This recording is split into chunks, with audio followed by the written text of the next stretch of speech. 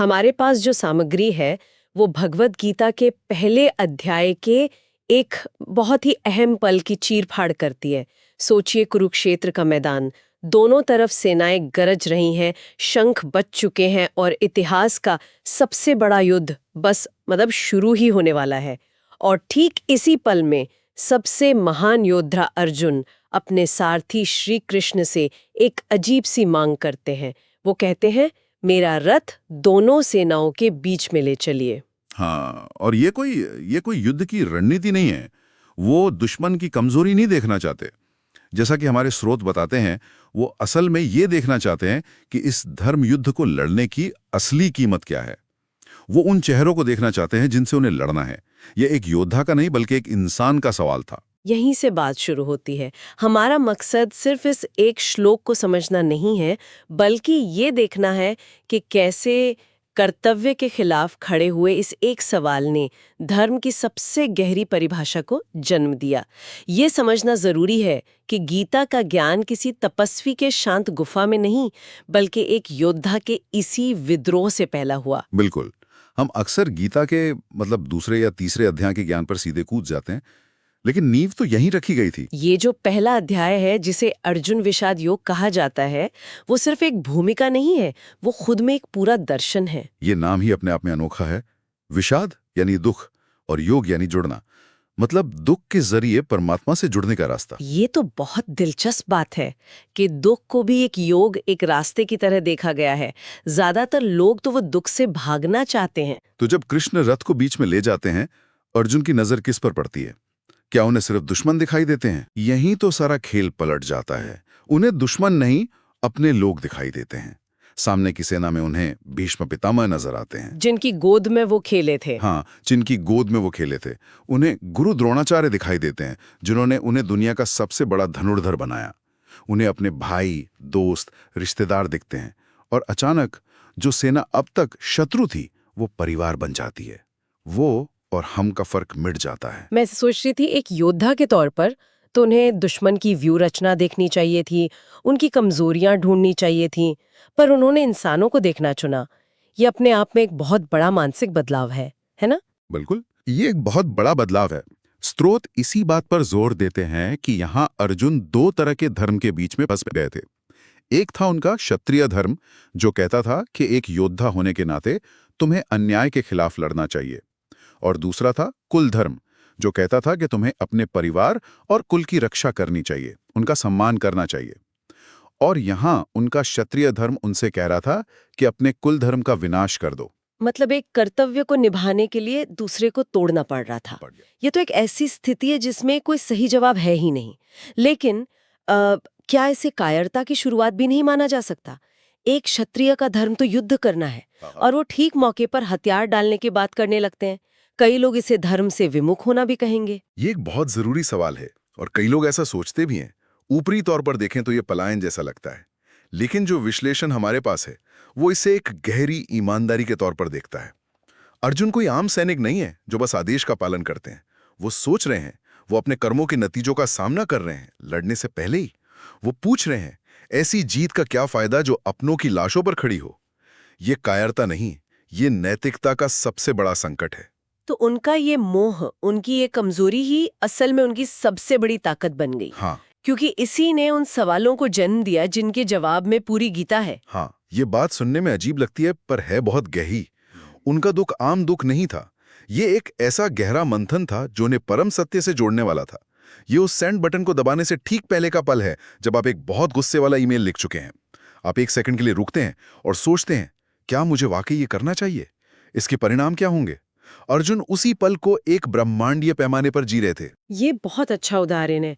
हम सब अपनी जिंदगी में ऐसे अर्जुन मोमेंट्स का सामना करते हैं, जहां हमें रुककर सोचना पड़ता है। पर यहाँ एक और किरदार है, श्री कृष्ण। वो सिर्फ सारथी नहीं है, वो भगवान है। उन्होंने अर्जुन को रोका क्यों नहीं? उन्होंने ये क्यों नहीं कहा कि अर्जुन ये सब क्या सोच रहे हो, लड़ाई पर ध्यान दो? यहाँ कृष्ण की भूमिका बहुत अनूठी है, और स्रोत इसे बहुत खूबसूरती से सामने रखते हैं। वो एक सारथी हैं, मालिक नहीं। सारथी का काम रथ को चलाना नहीं, बल्कि रथी के निर्देशों का पालन करना और उसका मार्गदर्शन करना है। कृष्ण चाहते तो अपनी देवीय शक्ति से अर्जुन का मोह एक पल में खत्म कर सकते थे, लेकिन उन्होंने ऐसा नहीं किया। उन्होंने अर्जुन को उनके सवालों, उनके दुख और उनकी दुविधा के साथ पूरा बैठने का मौका दिया। तो वो उन्हें जवाब परोस नहीं रहे, बल्कि उन्हें खुद जवाब तक पहुंचने में मदद कर रहे हैं। बिल्कुल, ये गीता का मूल सिद्धांत है। ज्ञान थोपा नहीं जा सकता, उसे खोजना पड़ता है। कृष्ण ने अर्जुन के सवालों को खारिज नहीं किया, उन्होंने धैर्य से सुना। जब अर्जुन पूरी तरह से टूट गए, जब उन्होंने कह दिया कि मैं नहीं लड़ूंगा, तब कृष्ण ने बोलना शुरू किया। ये दिखाता है कि सच्चा गुरु वो नहीं जो आपको सवाल पूछने से रोके, बल्कि वो है जो आपको सही सवाल पूछने के लिए प्रेरित करे। इस पूरी घटना में रथ का भी एक बड़ा प्रतीकात्मक महत्व बताया जाता है। ये सिर्फ एक गाड़ी नहीं है ना? हाँ, उपनिषदों और दूसरे ग्रंथों में भी शरीर को एक रथ माना गया है। इस नजरिए से देखें तो ये रथ हमारा शरीर है। इसे खींचने वाले 5 घोड़े हमारी 5 इंद्रियां हैं, आंख, कान, नाक, जीभ, त्वचा, जो हमेशा बाहर की दुनिया की तरफ भागती रहती हैं। इन घोड़ों की लगाम हमारा मन है और सारथी है हमारी बुद्धि। रथ के अंदर बैठा मालिक यानी अर्जुन, वो आत्मा है। तो अगर इस नजरिए से देखें तो अर्जुन का ये कहना कि रथ को बीच में ले चलो, इसका मतलब है कि आत्मा अपनी बुद्धि यानी कृष्ण को आदेश दे रही है कि मन यानी लगाम को काबू में करके इंद्रियों यानी घोड़ों को रोको और मुझे दुनिया के बीचों बीच ले जाकर दिखाओ कि हकीकत क्या है। एकदम सही। ये सिर्फ एक बाहरी घटना नहीं, ये एक आंतरिक यात्रा की शुरुआत है। अर्जुन का रथ युद्ध के मैदान के बीच में खड़ा है, ठीक वैसे ही जैसे इंसान अक्सर जीवन में सही और गलत, कर्तव्य और भावना के बीच में खड़ा होता है। वो ना इधर का है ना उधर का, वो एक नो मैन्स लैंड में है। और ज्ञान का उदय अक्सर इसी खाली जगह में होता है, जब आप किसी भी पक्ष में नहीं होते और बस सच्चाई को देखना चाहते हैं। ये सब सुनकर ऐसा लगता है कि ये सिर्फ हजारों साल पुरानी एक कहानी नहीं है। ये दुविधा तो आज भी महसूस होती है जब किसी मुश्किल प्रोजेक्ट को लीड करना हो या कोई बड़ा पारिवारिक फैसला लेना हो। हम अक्सर परिणामों की पूरी तस्वीर देखे बिना ही आगे बढ़ जाते हैं। सही बात है। हम अक्सर उस जानकारी से बचते हैं जो हमें दर्द दे सकती है। मान लीजिए एक सीईओ को अपनी कंपनी बचाने के लिए 100 लोगों को नौकरी से निकालना है। उसका क्षत्रिय धर्म या सीईओ धर्म कहता है कि उसे यह कड़ा फैसला लेना होगा, लेकिन उसका मानव धर्म उन 100 परिवारों के बारे में सोचकर कांप उठता है। अर्जुन की दुविधा यही है, बस उसका पैमाना बहुत बड़ा है। वो हमें उस सच्चाई को भी देखने की हिम्मत करने के लिए कहते हैं जो हमें असहज करती है। तो ये जो पहला अध्याय है, ये असल में समस्या को पूरी तरह से समझने के बारे में है, समाधान के बारे में नहीं। बिल्कुल, और यही अर्जुन के कदम को इतना महत्वपूर्ण बनाता है। वो समाधान पर कूदने से पहले समस्या की भयावहता को अपनी आंखों से देखना चाहते हैं, और इसी से कृष्ण को वो कैनवस मिलता है जिस पर वो कर्मयोग, ज्ञान योग और भक्ति योग का पूरा चित्र बनाते हैं। अगर अर्जुन को यह मोह न हुआ होता तो कृष्ण शायद सिर्फ कर्म करने का उपदेश देते, लेकिन अर्जुन के मोह ने कृष्ण को निष्काम कर्म यानी बिना फल की चिंता किए कर्म करने का गहरा सिद्धांत समझाने पर मजबूर किया। मतलब अर्जुन की इस तथाकथित कमजोरी ने गीता के ज्ञान को और भी गहरा और प्रासंगिक बना दिया। उन्होंने जो सवाल पूछे वो हर इंसान के सवाल हैं। मैं ये क्यों करूं, इसका क्या मतलब है, सही क्या है। हाँ, इसलिए गीता सिर्फ एक धार्मिक ग्रंथ नहीं, बल्कि एक मनोवैज्ञानिक और दार्शनिक ग्रंथ भी है। यह हमें सिखाता है कि संदेह और सवाल करना अज्ञानता की निशानी नहीं, बल्कि ज्ञान की खोज का पहला और सबसे जरूरी कदम है।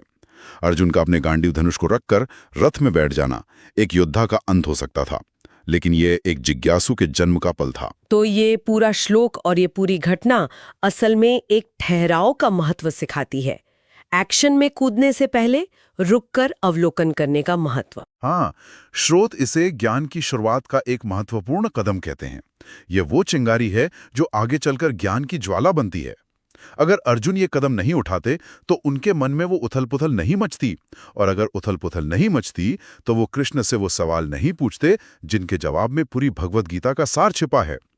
इसलिए अर्जुन का रथ का बीच में खड़ा होना सिर्फ एक भौतिक घटना नहीं है, ये उनके मानसिक और आध्यात्मिक मंथन की औपचारिक शुरुआत है।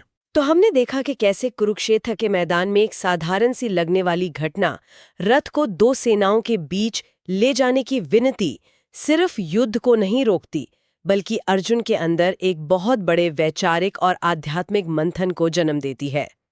ये क्षण हमें सिखाता है कि जीवन के सबसे बड़े सबक अक्सर बड़ी बड़ी जीतों या हारों में नहीं, बल्कि ईमानदारी से रुककर पूछे गए सवालों में छिपे होते हैं। स्रोत इस बात पर प्रकाश डालता है कि अर्जुन ये देखना चाहते थे कि उन्हें किससे लड़ना है, और इस प्रक्रिया में उन्हें पता चला कि असली लड़ाई तो उन्हें खुद से लड़नी है, अपने मोह से, अपने दुख से और कर्तव्य की अपनी पुरानी परिभाषाओं से।